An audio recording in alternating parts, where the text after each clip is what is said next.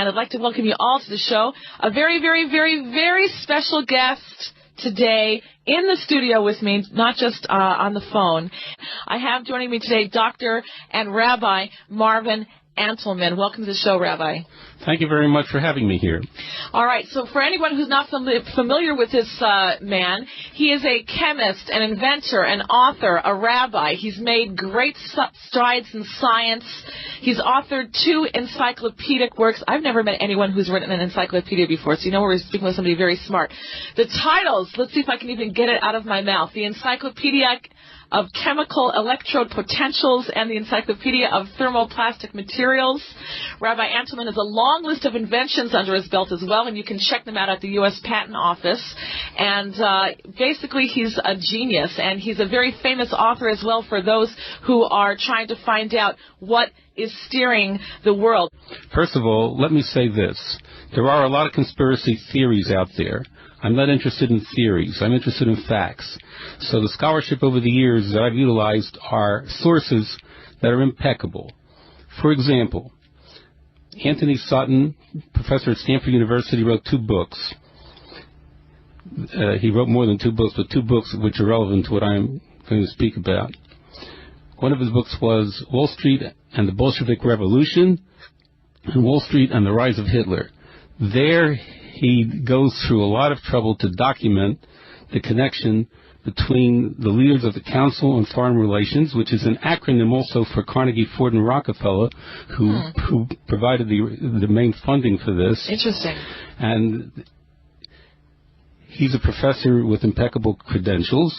And then there is the late Professor Carroll Quigley, who was professor of political science at Georgetown University.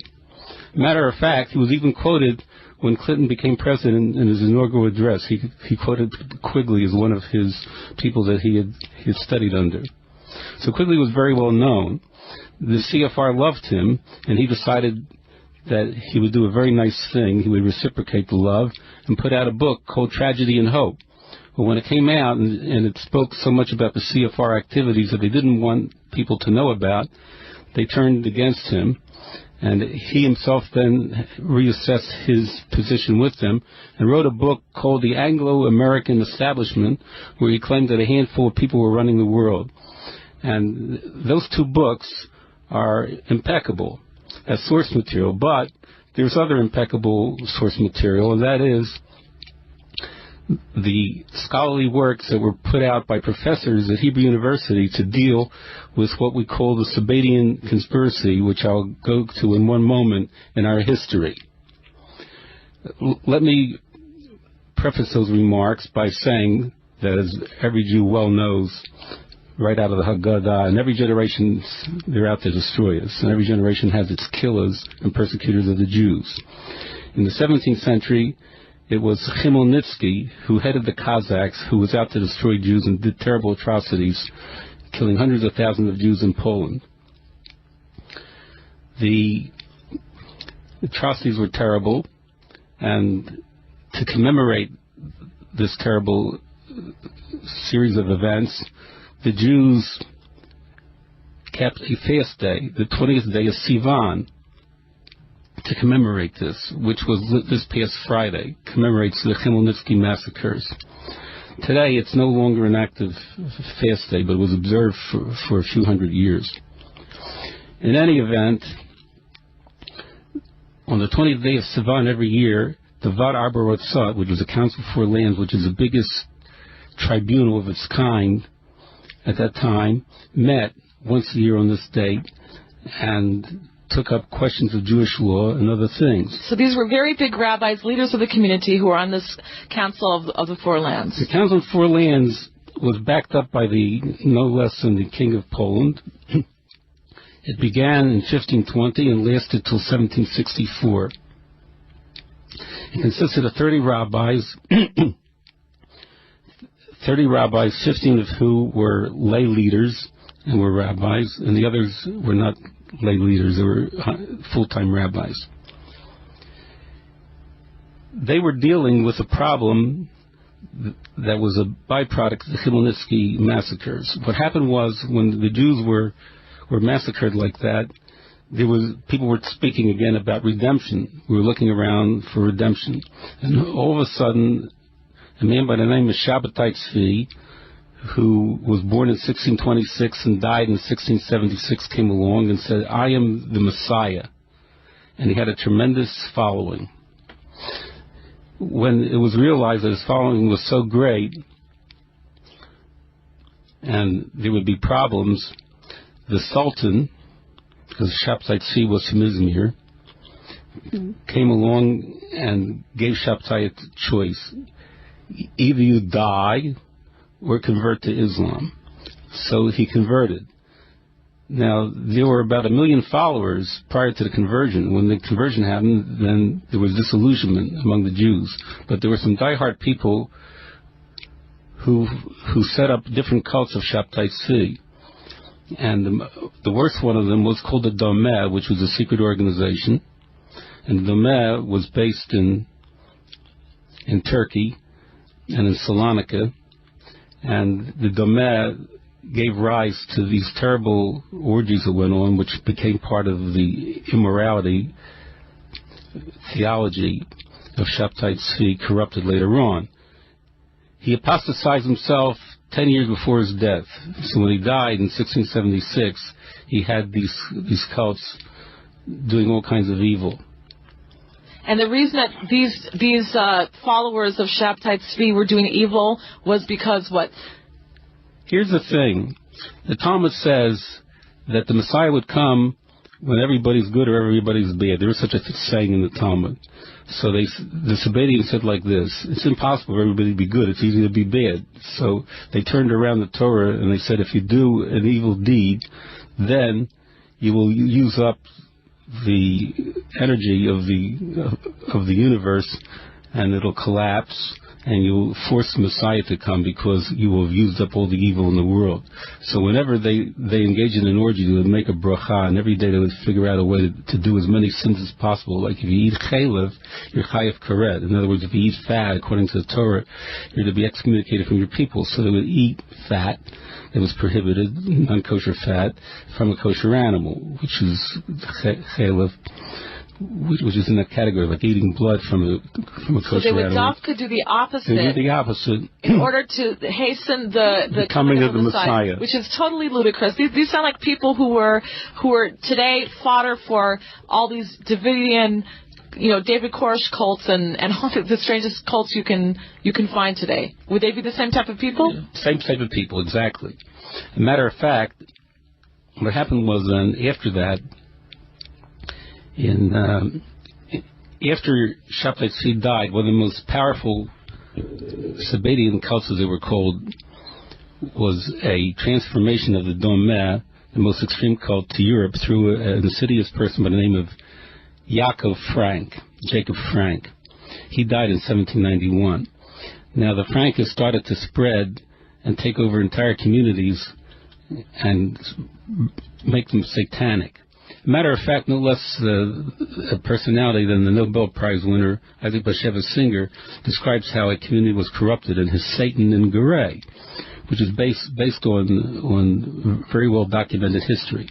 So one of the sources that I use is the late Professor Gershom Shalom, who wrote a lot about Sabbatean Frankists. Sabbatean Frankists, The Mystical Messiah, is a very, very thick book in Hebrew and in English. It goes through a lot of things. So to say that he was involved in conspiracy theories is ludicrous, because he has documented studies. There are other professors also, through Gershom Shalom, that were involved with their students, I think, at university, and still continuing the Sabbatean studies, as they're called, because of the influence of this insidious group.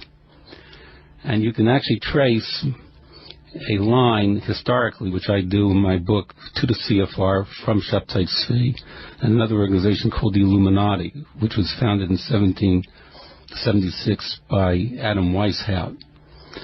And they were involved also in the French Revolution, which is also well documented. So what you're saying is that there really does exist a New World Order, that it's not a conspiracy theory, it's a conspiracy. And you're a scientist, so you only deal with facts. You don't like to go on hearsay or on jumping to conclusions. Only fact. You've done research and you come to the conclusion. You don't have to come to the conclusion. It's right there in front of you. You've gathered the facts to show that these are conspiracies that are going on in the world. There is indeed people working in a New World Order to try to make this, to try to take over the world power. That's what you're saying. Right, and there's so many books on the side of the Jewish philosopher that it'd be very ludicrous to compare it, let's say, to the Protocols of the Elders of Zion, which is fiction. So. Some of the professors at the time of Gershon Scholem was Jacob Katz. Professor Katz wrote a book called The Jews and Freemasonry, which gives a history of the interface between Jews and some of the cults that derived out of Shabtai Tzvi. But the next big cult that came from Shabtai Tzvi after the Domeh organization, which is in Turkey, the next big cult were the Frankists, as I mentioned with Jacob Frank. So Jacob Frank, the Vad Arba Ratzat, the Council of Four Lands, wanted to deal with Frank, and they decided to have a big excommunication on the 20th of Sivan 250 years ago. And there, they made the following rulings. They said everybody that is a Frankist is to be excommunicated. From the Jewish people? From the Jewish people. Bastards to the 10th generation, is what it said. And they prohibited people, because the Frankists were into Kabbalah, they prohibited the study of Kabbalah until you were 30 or 40 years old and you had a belly full, as they said, full of Talmud. Only then could you study the Kabbalah. Right. And they said they're women or whores, and they're hereby excommunicated from our people to the 10th generation. This is what the Council of Four Lands labeled the Frankists, right. Because they so deviated from Judaism and all that Judaism holds to be true and righteous. These people went off and made basically their own deformed religion, and so the Jews wanted nothing to do with them. They kicked them out. That is correct. Okay. Now, studying the Frankist family trees, there was a family called the Brushka, which is like first cousin of Jacob Frank. And Gershon Scholem spent 6 months in Paris at the National Library to ferret out things about the French Revolution in connection with the Sabbateans. So you can't dispute this material. There's a direct line with the Jacobin Society and with the Illuminati. And Gershon Scholem writes concerning the Brushka, he said he was a member of the Illuminati, but he was devoted to Sabbatianism. Are there non-Jews that joined this Sabbatean cult? No, non-Jews did not join the Sabbatean cult, but the non-Jews did join the Illuminati. And they worked together, and you're saying that these two cults or organizations or whatever had planned and staged the French Revolution? Yes. They were involved in it, and Gershon Scholem proves it with the personality of Brushka, who was taken and he was beheaded on the guillotine because of his involvement. Wasn't the French Revolution ultimately, I mean, forget about the beheadings because that was horrible, but wasn't it ultimately good? I mean, democracy came from that. You got rid of this, spoiled upper royal class, and the people took over. Wasn't that a positive thing? There were positive and good things about it. The question is, let's start assessing it from a spiritual side. After the French Revolution, there was the ascendancy of the reform and conservative movements. Interestingly enough, you start studying who the leaders were of the conservative reform, you'll find a direct line to the Sabbatean families in Europe of the Frankists. So they infiltrated back into Judaism and made these cut-off religions. They formed conservative and reformed Jewry. Right. Okay, because before that there was only Torah-observant Jews. You were a Jew, period. Right, and there was solidarity among all the Jews. After Shabtai Tzvi, you couldn't trust anybody anymore. Mm-hmm. Where is Shabtai Tzvi buried, by the way? He's buried in Albania. Do people go and visit his grave? And I understand they do. It's a Sufi shrine. It's a Sufi shrine, which is Islam. Sufi is a Gnostic movement in Islam, which seemed to have been a tremendous influence on the Sabbatean movement. So you're saying that there are all these different organizations. One is the Sabbatean cult, which are Jews that were kicked out of Judaism. There's the Illuminati, which were not Jews. They were Gentiles who had their own little secret thing. You've got today Skull and Bones Society that we heard about with Yale University and President Bush and many famous politicians today. Professor Anthony Sutton wrote about that in depth, too. He was the one that I just quoted earlier as being the author of Wall Street and the Bolshevik Revolution and Wall Street and the Rise of Hitler. So Anthony Sutton has written about that. He has a separate book out on that. Now I can tell you that in my 2 volumes, I start showing straight lines from the Illuminati and the Frankists, the Haskalah movement, the Jacobin Society, the Reform movement, and different years that initiatives had. The Illuminati were involved to destroy the Bible and the biblical authority and to help promote biblical criticism in the university level. So, Rabbi Anselman, what you're saying is that a lot of this started with a cult of people who thought that Shabtai Tzvi, who lived in the 16th century? Or the 17th century? 1626, 1676. Okay, he claimed that he was the Messiah. In the end, he got so many followers that he was a threat to the kingdom, so the Sultan said either convert or die. He was jailed. He was put in prison. He chose to convert to Islam, lost a lot of followers, but there's still some hardcore members, and they took what he was teaching and they perverted it even more, and they decided that in order to bring the Messiah, we have to have everybody sin.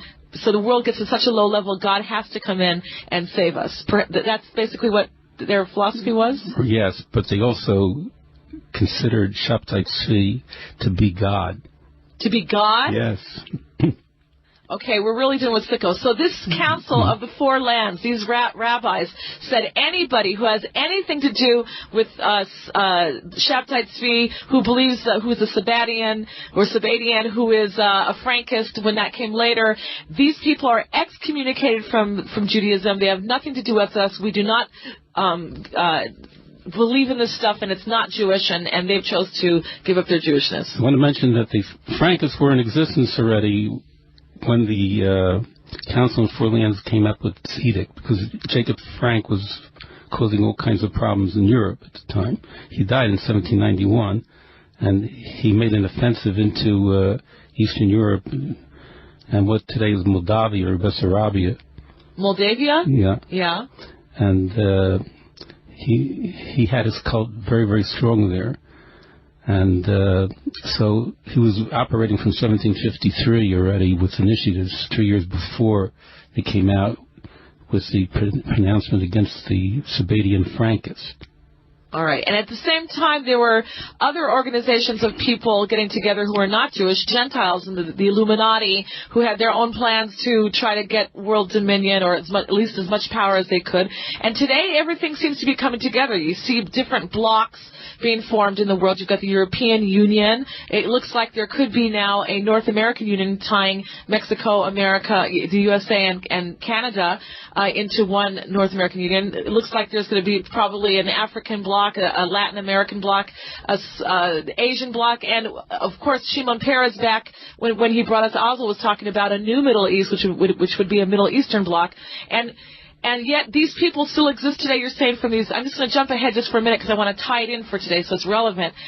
These groups of people who are still trying to make their one world agendas to gain power and strength and money and everything that they're vying for here. They are trying to do this so they can have power. Who are these people you're saying? It's the CFR. Are there any other groups just like Illuminati who are in Europe?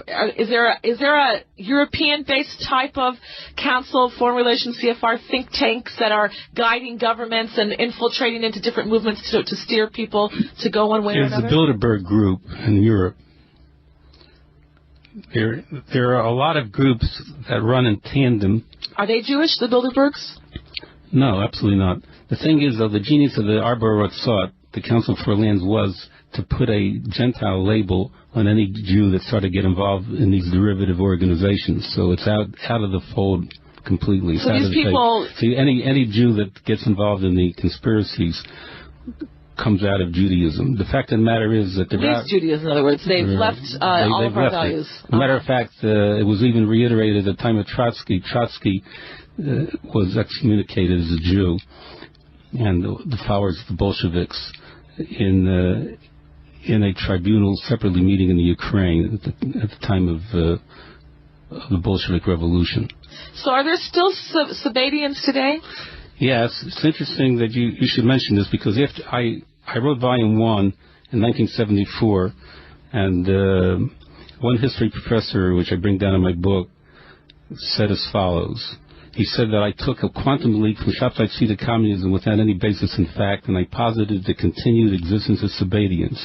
And he was skeptical over my assertion that some groups continued to enforce their secrecy after over 300 years and considered the notion absurd. But now he's changed his tune, because there was one guy who was a member of the Dormes secretly, whose name is Ilgaz Zorlu, who wrote a book that was published in 1999. It's called Yes, I Am a Salonican. And there was a feature story that appeared in Jerusalem Report in 1999 on the book. Among the revelations was that no Sabbatian, with the exception of Ilgaz Zorlu himself, will ever publicly admit to being one. After centuries of secrecy and denial, Zorlu is determined to break the silence, to put the issue on the public agenda, and to prove that the Sabbatians are actually crypto-Jews and that their Muslim appearances are nothing more than a sham.